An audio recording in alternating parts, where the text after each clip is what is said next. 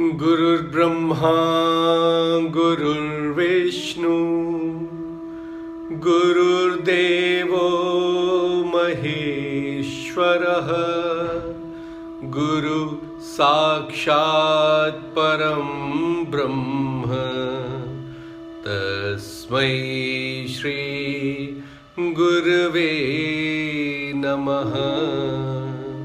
तस्मै श्री गुरवे नमः। नमस्कार। अपनी पिछली चर्चा में हमने अष्टांग योग के दो अंग यम और नियम, इनसे मिलने वाली सिद्धियों के बारे में चर्चा की थी। यम और नियम का जीवन में पालन करने से क्या लाभ है, इस पर हमने बात की थी। आज उस अष्टांग योग के तीसरे अंग की बात करते हैं। यम नियम हो गया आसन। आसनों की चर्चा के बिना योग अधूरा है, ऐसा कहना चाहिए। महर्षि पतंजलि ने योग को सिर्फ आसन तक सीमित नहीं रखा है। हम में से अधिकतर लोगों की धारणा योग को सिर्फ आसन तक जोड़ देने की है। आसन का अर्थ है एक स्थिति, एक विशेष स्थिति में बैठना या खड़े होना या लेटना। महर्षि पतंजलि ने आसन के लिए बहुत सुंदर तरीके से बात की है कि हर एक आसन में कैसे हमें व्यवहार में रहना चाहिए। हमें हर आसन में स्थिरता, सुख और प्रसन्नता रखनी चाहिए। कहा है स्थिरम सुखम आसनम। वो स्थिति जहां हम प्रसन्नता महसूस करें, स्थिरता महसूस करें और आनंद महसूस करें, उसी को आसन कहते हैं। पर हम में से कई लोग आसनों को बस एक मीडियम समझते हैं कि वहां तक जाना है और लौट आना है। उस स्थिति में बने रहने के लिए संघर्ष करते रहते हैं। फिर मानसिक शांति चली जाती, वहां मानसिक शांति रहती नहीं। इसलिए योग में जब हम आसन कर रहे होते हैं ना, तो आसन में जाना, आसन के दौरान और आसन से बाहर आना, ये तीनों परिस्थितियां महत्वपूर्ण है। कैसे हर एक आसन में जाना है, कैसे वापस आना है और कैसे वहां रहना है, ये निर्भर करता है हमारा आसन कितना प्रभावशाली होने वाला है। इसलिए कहा है स्थिरम सुखम आसनम। फिर महर्षि पतंजलि ने कहा कि आसन वो है जहां हम कुछ एफर्ट डालें और फिर ढीला छोड़ें। कई बार हम आसनों में सिर्फ अगर हम अपनी एफर्ट डालते हैं, केवल हम अपना प्रयास जारी रखते हैं और उसी प्रयास के दौरान संघर्ष में जाकर अपनी मानसिक शांति भंग कर लेते हैं।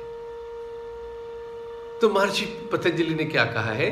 प्रयत्न शैथिल्य अनंत समापतिभ्याम। आसन योग हमें क्या करता है? अनंत के साथ जोड़ता है। तो आसन में जाए, एक लेवल तक हमें एफर्ट करना चाहिए, फिर ढीला छोड़ देना चाहिए। एफर्ट करने का मतलब ये नहीं, प्रयत्न करने का ये मतलब नहीं है कि हम संघर्ष करते रहे, नहीं। जितनी भी हमारी क्षमता है उससे थोड़ा सा आगे जाकर, अपनी क्षमता से थोड़ा आगे जाकर प्रयत्न करें और फिर शिथिल छोड़ें और अनंत के साथ एक हो जाए, अनंत को महसूस करना। ये आसन के बारे में बताया है। ये प्रश्न ये उठता है, अब ऐसा करने से लाभ क्या होगा? हम प्रयत्न कर रहे हैं, शिथिल भी छोड़ रहे हैं, अनंतता के साथ जुड़ रहे हैं। ऐसा करने से ना हम उस क्षण में स्थापित होते हैं।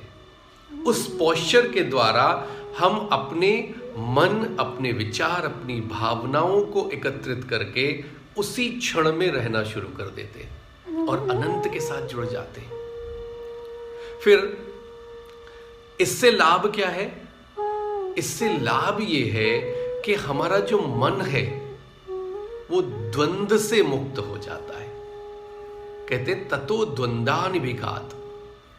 अक्सर हमारे मन में बहुत तरीके के विचार उठते रहते हैं, बहुत तरीके की स्थितियां पैदा होती रहती हैं और वो स्थितियां हमें दुविधा में डालती रहती हैं। हम दुविधा में पड़े रहते हैं, हम ये करें या वो करें, ऐसा करें या वैसा करें।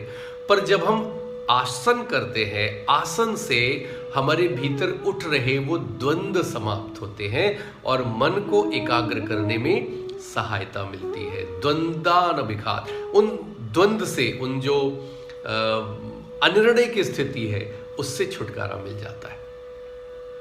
फिर अगला जो आयाम बताया महर्षि पतंजलि ने, वो बताया प्राणायाम।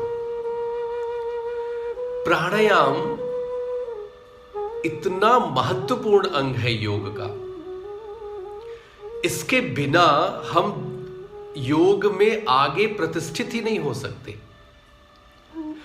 प्राणायाम को बहुत सुंदर तरीके से बताया है।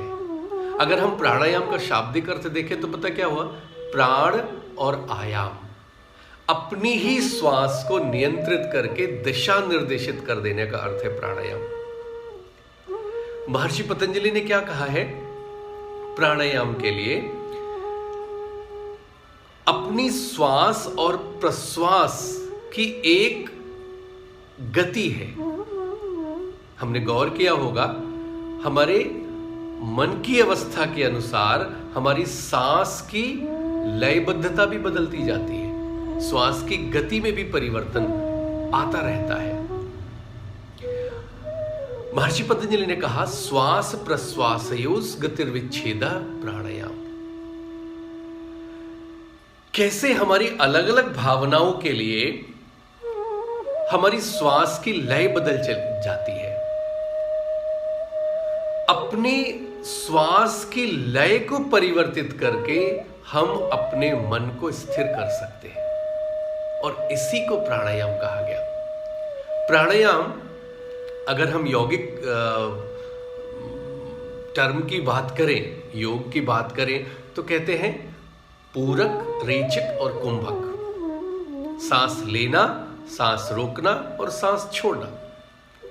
अब एक ये नियत गति से चलती है हमारी श्वास, हम श्वास ले रहे हैं और श्वास छोड़ रहे हैं, एक नियमित रूप से ये प्रक्रिया चल रही है। अब उसी श्वास को हमें लेने, रोकने और छोड़ने के अनुपात में विभाजित कर देने से प्राणायाम शुरू हो जाता है। और प्राणायाम से लाभ क्या है? महर्षि पतंजलि ने कहा तत्क्षीयते प्रकाशावरणम।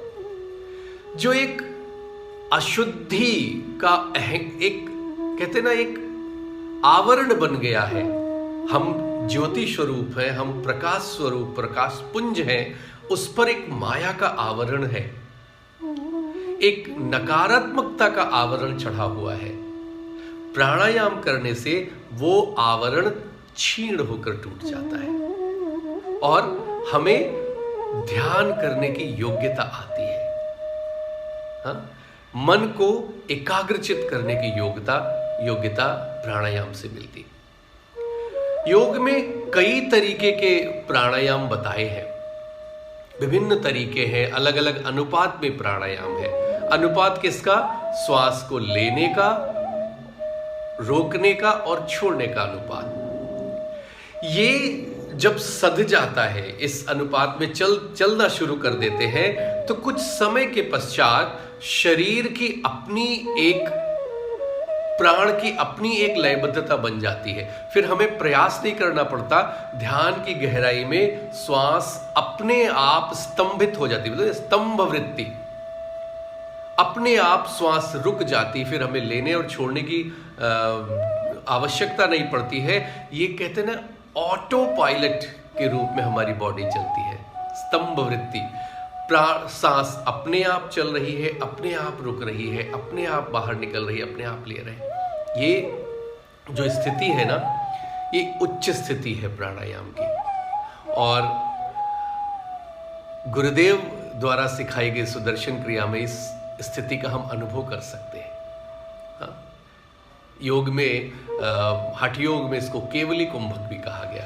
कुंभक का अर्थ प्राणायाम से लिया गया हठ योग में, पर महर्षि पतंजलि ने प्राणायाम को इतना बताया, तत क्षीयते प्रकाशावरणम। हमारे ऊपर, मन के ऊपर जो नकारात्मकता का आवरण पड़ा है, जिससे वो प्रकाश पुंज जो हमारा स्वरूप है वो ढका हुआ है, वो खुल जाता है और हम हमारे वास्तविक स्वरूप के दर्शन कर पाते हैं, फिर ध्यान में उतर पाते हैं।